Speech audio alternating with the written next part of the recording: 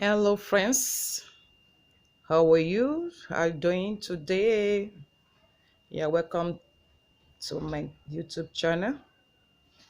Thanks to all my returning subscribers. And if today is the first time of coming across my video, I appreciate it so much. And each time you watch my video, please don't forget to give thumbs up. If you have been watching my video and you are yet to subscribe, please subscribe.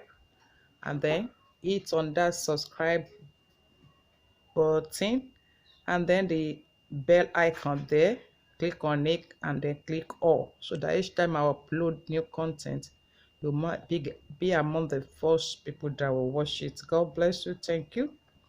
Today I'll be coming up with a tutorial of the palazzo. It's going to be for a baby, but at the same time it's the same techniques you use to sew for the big ones that you still use to sew for the small ones.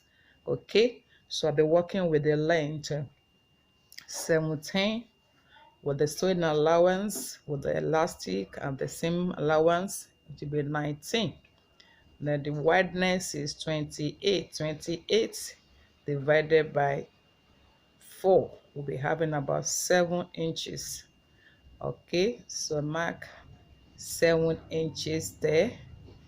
Mark 7 inches. The wideness is 28, so that is 7 inches. Okay, then the crochet should go for about 7 inches, 2 or 8. Then you join it there, link it together. Yes, link it together. Then the wideness at the ankle about 7 too, because it's a bubu kind of trousers. You know, palazzo is a bubu kind of trousers. Mark 7 inches. Then connect it to where the crochet is. Connect it. Okay, give it a curve for the crochet. Give it a curve. So the next thing, you cut it out. I cut it. Of course, cutting the two of them together. Cut the two of them together. Then cut it to the ankle side too. So I haven't cut it. The next thing is that you open it, and then how do we sew it? This is the two legs, the two sides of the trousers.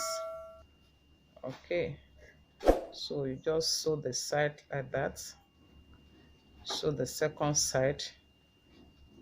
Then the crotch side will be knitted together. Then the edges of the ankle will also be sewed. It's as simple as that. Let's get to the machine so that we can sew them. God bless you. Let's go.